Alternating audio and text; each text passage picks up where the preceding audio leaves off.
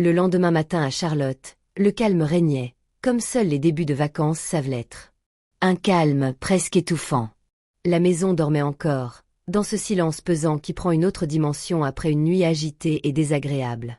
Je me suis levée avant tout le monde et j'ai préparé du café dans la cuisine, dans la même tasse ébréchée que j'apportais chaque année. Dehors, le quartier paraissait impeccable. Pelouse tondue, 4x4 de luxe garé, tout était soigné et impeccable, à l'image même de ce que ma famille s'efforçait de projeter. Je n'avais jamais vraiment trouvé ma place dans ce tableau. Lors des réunions de famille, mon rôle était toujours le même. J'arrivais seule. Je m'habillais simplement. Je posais des questions polies sur la vie des autres et parlais rarement de la mienne. Quand on me demandait enfin ce que je faisais dans la vie, je donnais la réponse la plus courte possible. Je suis consultante, disais-je.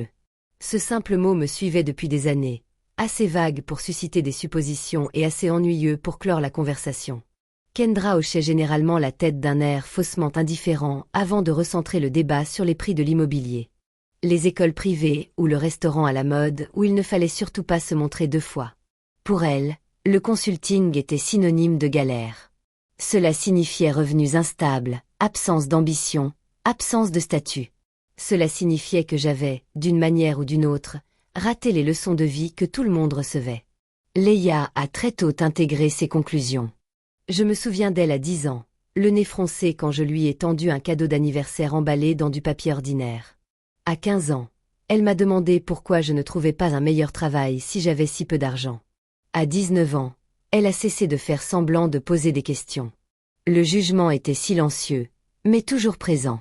J'avais été invitée à Thanksgiving, non pas parce que j'étais indispensable, mais parce que m'exclure aurait fait mauvaise impression. C'était la vérité non dite. Plus tard dans la matinée, j'ai surpris une conversation téléphonique de Kendra dans le couloir. « C'est triste », a-t-elle murmuré, pas assez bas. Je veux dire, à son âge, conduire encore cette voiture, louer encore des vêtements dans des magasins douteux. Je m'inquiète de l'exemple que ça donne. Je ne l'ai pas interrompu. Je ne l'ai jamais fait. De l'extérieur, ma vie paraissait insignifiante. Pas de mari, pas d'enfant, pas d'événements marquants à partager en ligne, juste une routine tranquille et une tendance à quitter les soirées tôt. Mais il y avait des détails que personne ne me demandait jamais. On ne m'a jamais demandé pourquoi je faisais constamment des allers-retours à Charlotte en semaine. Ni pourquoi mon téléphone sonnait à des heures indues, avec des numéros auxquels je répondais toujours en sortant. Ni pourquoi je ne semblais jamais m'inquiéter quand il était question d'argent, même s'ils spéculaient sur mon manque de moyens. Ils n'ont jamais remarqué que j'écoutais plus que je ne parlais, ni que je me souvenais de tout. Au moment où ma famille commençait à se réveiller et que la maison s'emplissait à nouveau de bruit, j'avais déjà fait ma valise. J'ai laissé un mot sur le comptoir pour les remercier du dîner et leur souhaiter de bonnes fêtes. En partant, mon téléphone a vibré de nouveau. Une autre notification, un autre clip, un autre rire d'inconnu. Ils étaient tous si sûrs de savoir qui j'étais. Ce qu'aucun d'eux ne réalisait, c'est que l'image qu'ils avaient rejetée pendant des années était soigneusement construite.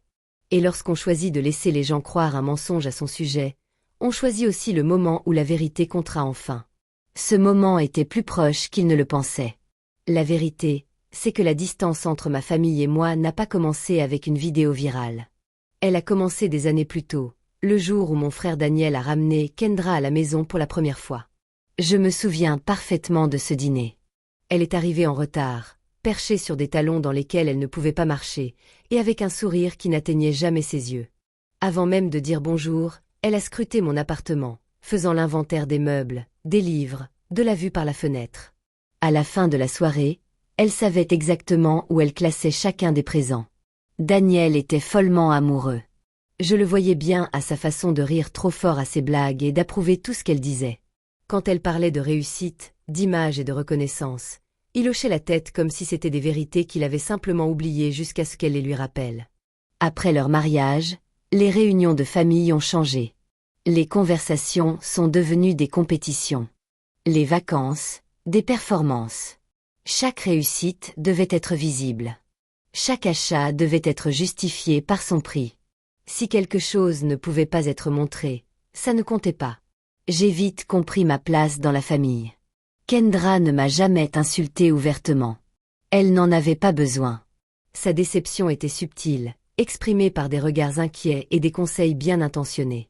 Tu sais, Éléanore, m'a-t-elle dit un jour lors d'un brunch, il n'est jamais trop tard pour se réinventer. Daniel ne l'en a pas empêché. Il le faisait rarement. À la naissance de Leia, j'ai vu le cycle recommencer. Elle était entourée de marques avant même de savoir marcher, couverture de créateurs, photos soigneusement sélectionnées, un avenir façonné par les apparences. Je l'aimais malgré tout. Petite, elle aimait s'asseoir par terre à côté de moi, feuilleter des livres et poser des questions qui n'avaient rien à voir avec l'argent. À l'époque, elle était curieuse, pas calculatrice, gentille, pas brillante. Mais les enfants apprennent par l'exemple. En grandissant, Leia a appris quelles personnes comptaient et lesquelles n'étaient que du bruit de fond. Elle a appris que l'attention était une monnaie d'échange, que l'on pouvait obtenir des rires en les dirigeant vers quelqu'un d'autre. La nuit où j'ai pris ma décision est arrivée discrètement. Leia avait 6 ans. C'était sa fête d'anniversaire, bruyante et coûteuse. Je me tenais au fond de la salle, observant Kendra recevoir des compliments pour une fête qu'elle avait manifestement organisée pour impressionner d'autres adultes, et non sa fille. À un moment donné, j'ai entendu Kendra dire « Bien sûr qu'elle ira loin. Nous investissons judicieusement dans son avenir. » Ce mot, investir, m'est resté en tête. J'ai alors compris que personne dans cette pièce ne pensait à ce que Leia deviendrait, mais seulement à ce qu'elle représenterait. Ce soir-là, je suis rentrée chez moi et j'ai pris une décision dont je n'ai parlé à personne. J'ai décidé que si je devais aider ma nièce, ce serait discrètement, selon mes propres conditions et des règles que l'argent seul ne pourrait jamais remplacer. Je n'en ai rien dit à Daniel. Je n'en ai rien dit à Kendra. Je n'en ai même pas parlé à Leia. La semaine suivante, j'ai contacté un avocat pour savoir comment créer un système qui récompenserait le caractère, et non l'apparence, un système à l'abri de toute intimidation, culpabilisation ou manipulation. La mise en place de ce système a pris des mois. Les démarches administratives ont été encore plus longues. Une fois le système opérationnel, j'avais bâti une structure conçue pour attendre, observer et révéler la vérité au moment opportun. Et puis, j'ai repris mon rôle de tante invisible. Celle dont ils ne s'inquiétaient jamais. Celle qu'ils ne remerciaient jamais. Ils étaient loin de se douter qu'une décision prise en silence des années auparavant se retrouverait un jour au cœur de tout ce qu'ils croyaient acquis. Leia non plus, d'ailleurs. Pas encore. La fiducie n'a jamais été conçue comme un cadeau. Elle se voulait un miroir. Je l'ai créée discrètement à Charlotte, par le biais d'une structure juridique privée qui portait mon nom de famille, mais pas mon identité. Sur le papier, elle ressemblait à une fiducie d'études classiques. Des investissements prudents, un horizon long, aucune extravagance, rien qui puisse attirer l'attention. L'intention était simple, laisser le temps faire son œuvre. Chaque année, je l'ai alimentée méthodiquement. Pas des sommes astronomiques, mais régulièrement. Une régularité qui fait fructifier non seulement l'argent, mais aussi l'intention. Je voulais que le fonds grandisse avec Leia, qu'il mûrisse avec elle, qu'il soit là lorsqu'elle atteindrait l'âge où les choix compteraient plus que le potentiel. Personne dans ma famille ne s'est jamais demandé d'où venaient les bourses, ni pourquoi certaines portes semblaient toujours s'ouvrir au bon moment. Ils étaient persuadés que tout ce qu'ils possédaient était le fruit de leurs propres efforts, de leur goût et de leur travail. Je les ai laissés faire. L'élément le plus important de la fiducie n'était pas le montant, mais la clause. J'ai demandé à l'avocat de la rédiger en termes clairs. Aucune faille, aucune ambiguïté, aucune place pour une interprétation émotionnelle. Le bénéficiaire devait faire preuve d'un comportement constant reflétant l'intégrité, la bienveillance et le respect d'autrui. Tout comportement public sensiblement incompatible avec ses valeurs entraînerait un examen. Le fiduciaire aurait le pouvoir discrétionnaire absolu d'agir. Il ne s'agissait pas d'une clause punitive, mais d'une clause fondée sur des valeurs. L'argent sans caractère ne crée pas de sécurité. Il ne fait qu'amplifier ce qui existe déjà. Le fiduciaire que j'ai choisi s'appelait Raymond Clark. Il n'était pas de la famille. Le statut social ne l'impressionnait pas. Il pensait que les règles étaient importantes parce que les gens l'étaient aussi. Il avait bâti sa carrière en protégeant les fondements de toute exploitation par l'arrogance. Lorsque je lui ai expliqué mes souhaits, il m'a écouté attentivement. « Vous comprenez que cette fiducie pourrait ne jamais être versée comme prévu, » a-t-il dit. « Oui, ai-je répondu. Et vous êtes préparé à cette éventualité? » « Oui. » Le bénéficiaire secondaire fut mentionné sans cérémonie. Un programme de bourse régionale pour les étudiants de première génération en Caroline du Nord. Des jeunes à qui l'on n'avait jamais appris à simuler le succès, seulement à le mériter. J'espérais ne jamais avoir besoin de cette phrase. Les années passèrent. Leia grandit, devint plus intelligente, plus perspicace, plus consciente des caméras et du public. La gentillesse dont je me souvenais de son enfance s'estompa et figée en une façade. Les compliments devinrent monnaie d'échange. La cruauté, une forme d'humour. De loin, je l'observais. Je l'observais apprendre quels angles la mettaient en valeur. Je l'observais apprendre à parler avec assurance, mais sans substance. J'observais la façon dont elle parlait de ceux qui ne pouvaient pas l'élever. Pourtant, je ne dis rien. La confiance continuait de croître. Silencieusement, patiemment. À 18 ans, le fonds avait dépassé le $1 000 000. Raymond m'informa de cette étape importante, non pas avec enthousiasme, mais avec prudence. Nous approchons de la période d'évaluation, dit-il. Je savais que son 21e anniversaire déclencherait l'examen final. Non pas un moment isolé, non pas une erreur ponctuelle, mais une tendance, un historique, un ensemble de comportements. Je me disais que les gens pouvaient encore changer, que la maturité arrivait parfois tard, que la Leia que l'Internet voyait n'était peut-être pas la vraie. Mais le doute a la fâcheuse tendance à s'installer quand on l'ignore.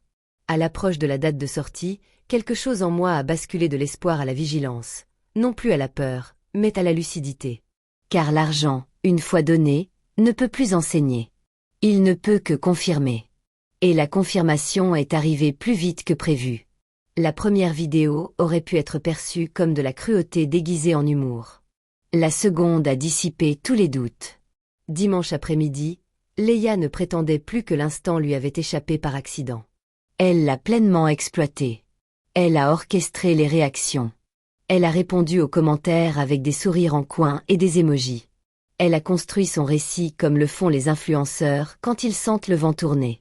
C'est comme ça qu'on plaisante dans ma famille, a-t-elle dit dans une vidéo en haussant les épaules. Si vous ne pouvez pas rire, tant pis pour vous. Les commentaires ont salué son honnêteté. Ou du moins ceux qui en tenaient lieu. Critiquez-la. Elle le mérite. Tout le monde ne peut pas suivre. C'étaient ses commentaires préférés. Lundi matin, le récit était figé. Je n'étais plus une personne. J'étais un personnage. La pauvre tante. L'exemple à ne pas suivre. La chute qui, par comparaison, la faisait paraître plus brillante. Je n'ai pas répondu. Après tout, le silence est invisible en ligne, et l'invisibilité a ses avantages. Raymond Clark m'a appelé cet après-midi-là. Je suppose que vous avez vu les autres publications. Il a répondu par l'affirmative. Il y a eu un silence, de ceux qui signalent le passage de l'observation à l'action. Ce n'est plus un incident isolé, a-t-il poursuivi. C'est un schéma, public, délibéré, monétisé. Je l'imaginais à son bureau, ses lunettes sur le nez, les documents de fiducie ouverts à côté d'une tablette diffusant le dernier extrait. Ce n'était pas un homme impulsif, mais un homme qui savait reconnaître les limites. Elle a déjà programmé des réunions avec des marques, a-t-il ajouté. Elle utilise l'attention médiatique pour négocier des partenariats. J'ai fermé les yeux. Cela suggère une intention. Ai-je dit? Oui. Inutile de réaffirmer la clause. Elle planait entre nous comme une ligne déjà franchie. Raymond était prudent. Il l'a toujours été.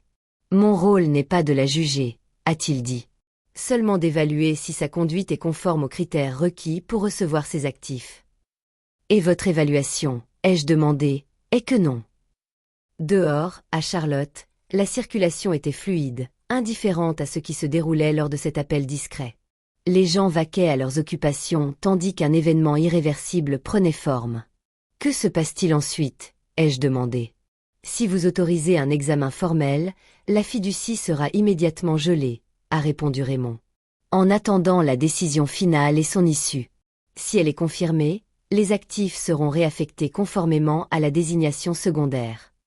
Je savais ce que cela signifiait. Je l'avais rédigé moi-même. Mais comprendre intellectuellement est différent d'entendre quelque chose à voix haute. Je veux être clair, a ajouté Raymond. Une fois cela fait, il n'y a pas de retour en arrière. Ni pour des excuses, ni pour des suppressions. J'ai pensé à la petite fille de 6 ans assise par terre avec ses livres d'images. À l'adolescente qui se demandait pourquoi certaines personnes comptaient plus que d'autres.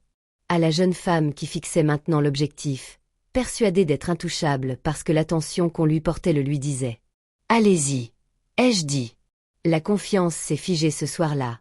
Leia continuait de publier. Elle n'a pas remarqué cette ligne discrète dans un système qu'elle n'avait jamais pris la peine de comprendre. Elle n'a pas senti le changement, car le sentiment d'avoir droit à tout protège jusqu'à ce qu'il s'effondre. 2 jours plus tard, elle a publié une vidéo de compte à rebours, plus que 14 jours avant mes 21 ans. Elle souriait. La vie va bientôt devenir très sérieuse. Les commentaires ont afflué, remplis d'émojis champagne et de symboles dollars.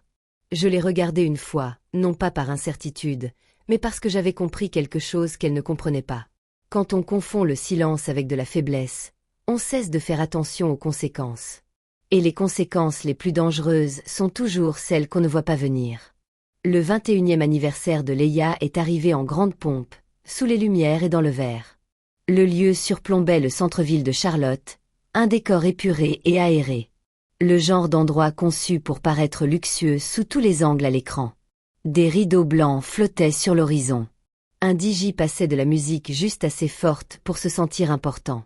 Chaque surface reflétait quelque chose de brillant. Seau à glace, flûte à champagne, téléphone brandi. La banderole derrière l'entrée proclamait « Enfin 21 ans ». Son visage était imprimé 2 fois plus grand qu'elle.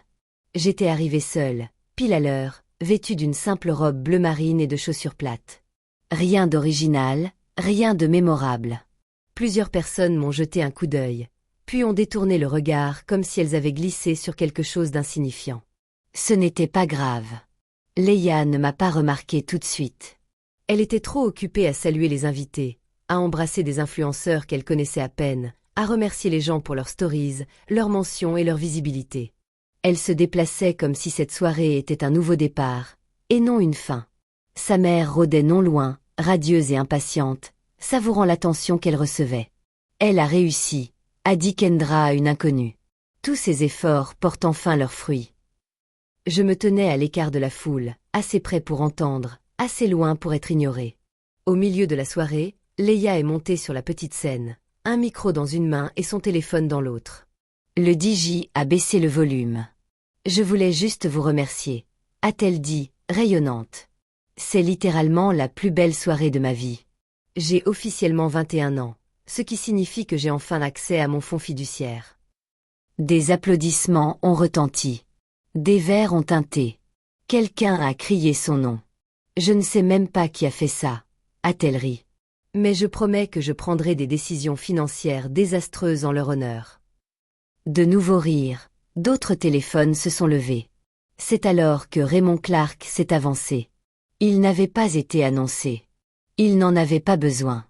Il portait un costume sombre et tenait un fin porte-document en cuir. Sa présence a percé le brouhaha sans effort. Leia a légèrement froncé les sourcils, confuse, puis a souri à nouveau. « Oh mon Dieu !» a-t-elle dit. « Est-ce que c'est vraiment en train de se passer ?» Kendra a joint les mains. « Voici l'administrateur », a-t-elle annoncé fièrement. « Il est là pour officialiser les choses. » Raymond a pris le micro. « Mademoiselle Leia Bennett », a-t-il dit calmement. « Je suis l'administrateur du fonds fiduciaire pour vos études créées en votre nom à votre naissance. » Le silence s'est fait dans la salle. L'attente était palpable. Le fonds de fiducie avait atteint une valeur de 1,9 million de dollars en début d'année. Un murmure d'étonnement parcourut l'assemblée. Leia resta bouche bée. Les larmes lui montèrent aux yeux. Mais Raymond poursuivit, et les mots résonnèrent comme un coup de massue. Conformément à l'accord régissant le fonds, une enquête de moralité a été menée avant sa distribution. Le silence fut immédiat. Sur la base de documents relatifs à la conduite publique au cours de la semaine écoulée, il a été constaté que le fonds avait gravement manqué à ses obligations. Leia laissa échapper un rire sec. « Qu'est-ce que ça veut dire ?»« Cela signifie, dit Raymond d'un ton égal, que le fonds a été dissous. » Kendra s'avança. « Ce n'est pas possible. » Raymond ne la regarda pas. Les fonds ont été réaffectés aux bénéficiaires secondaires, poursuivit-il. Un programme de bourse d'études pour les étudiants de première génération de cet État. Le téléphone de Leia lui glissa des mains et tomba au sol. Non, murmura-t-elle. Non, non, non. Ce n'est pas vrai. C'est une blague. Raymond tourna la tête. Puis il me regarda droit dans les yeux. Le fonds de fiducie était entièrement financé par votre tante Élanée, dit-il. Depuis le jour de ta naissance. Tous les regards se tournèrent vers moi. Kendra me fixa comme si je parlais une langue étrangère. Ça n'a aucun sens, dit-elle. Elle n'a pas autant d'argent. Raymond referma le dossier. Si, elle en a, dit-il. Et elle en a toujours eu. Leia descendit de scène en titubant vers moi. Son mascara avait déjà coulé. Tante Éléanore, s'il te plaît, s'écria-t-elle. Je ne savais pas. Je créais juste du contenu. Je vais arranger ça. Je te le jure. Je la regardai longuement. Puis je parlai assez bas pour que seule elle m'entende. Tu n'as pas perdu l'argent ce soir, dis-je. Tu as montré pourquoi tu n'étais pas censé l'avoir. Derrière nous, la fête s'était complètement arrêtée. Plus de musique, plus de rire, juste le son d'une vérité enfin prononcée à haute voix. Et une fois prononcée, elle était irrévocable. La fête ne s'était pas vraiment terminée. Elle s'était effondrée. Personne ne l'annonça. Les gens cessèrent simplement de faire semblant. Les conversations s'interrompaient en plein milieu d'une phrase. Les téléphones, brandis pour célébrer quelques minutes plus tôt, enregistraient désormais tout autre chose. Le choc, l'incrédulité. L'instant précis où un récit s'est effondré. Au moment où je suis entré dans l'ascenseur pour partir, au moins une douzaine de vidéos étaient déjà en ligne. Elles se sont propagées plus vite que la publication originale de Yaila. Des clips intitulés « Elle a tout perdu en une phrase, la riche tante ». Coup de théâtre. La pire annonce d'anniversaire de tous les temps. Internet, si prompt à rire une semaine auparavant, a instantanément changé d'avis. Le visage de Yaila est devenu un mème. Les mêmes expressions figées et diffusées en boucle, sa voix brisée, ses mains tremblantes. Dès qu'elle a compris que l'attention avait un prix, elle a supprimé la première vidéo de la soirée. Au matin, tous ses comptes avaient disparu. Kendra a tenté d'enrayer le désastre. Elle a appelé Raymond. Elle m'a appelé. Elle a laissé des messages dont le ton changeait à chaque tentative. Confuse, en colère, désespérée. Tu ne peux pas détruire son avenir à cause d'un malentendu, a-t-elle dit dans un message vocal. Mais ce n'était pas un malentendu. C'était un enregistrement. 2 jours plus tard, Daniel m'a proposé de se voir. Nous nous sommes assis dans un café tranquille, non loin de l'endroit où nous avions étudié enfant. Il paraissait plus vieux que dans mes souvenirs. Plus petit. Je ne sais pas, a-t-il dit aussitôt. Pour l'argent, pour la fiducie. J'ai acquiescé. Mais tu sais comment ils m'ont traité. Il n'a pas répondu. Alors je lui ai révélé la seconde vérité, celle à laquelle personne ne s'attendait. La fiducie n'était qu'une partie de ce que j'avais fait. Les frais de scolarité de l'école préparatoire, couverts par une bourse que j'avais créée sous un faux nom. Les stages d'été, l'appartement où elle avait emménagé à 19 ans, la voiture qu'elle conduisait pour aller à l'université, tout cela financé discrètement, sous condition, en toute discrétion. Daniel fixait ses mains. Elle pensait que c'était nous, a-t-il dit. Je sais, ai-je répondu. Voilà le problème. Le fonds de bourse a reçu le virement en une semaine. Raymond m'a envoyé la confirmation sans commentaire. 14 étudiants ont été sélectionnés pour la première session. Des jeunes dont les dossiers scolaires témoignaient de leurs efforts, et non de leurs droits acquis. Leia s'est complètement retirée de la vie publique, sans déclaration, sans excuse, juste une absence. D'une certaine manière, cette absence en disait plus long que tout ce qu'elle aurait pu publier. 1 mois plus tard, j'ai quitté Charlotte. Non par amertume, mais par lucidité. J'ai pris une location de courte durée dans une ville plus tranquille où personne ne connaissait mon nom ni mon histoire, où je pouvais marcher incognito, sans être jugée, comme je l'avais toujours fait. Un soir, assise sur mon balcon à regarder les lumières s'allumer en contrebas, mon téléphone a vibré. Un message d'un numéro inconnu. C'était d'une des boursières. Elle écrivait qu'elle avait été acceptée dans un programme qu'elle n'aurait jamais cru possible, qu'elle ne savait pas qui avait rendu cela possible, mais qu'elle comptait bien en faire quelque chose d'important. J'ai fermé les yeux et respiré. Leia avait cru que son histoire était une question de notoriété. Elle se trompait.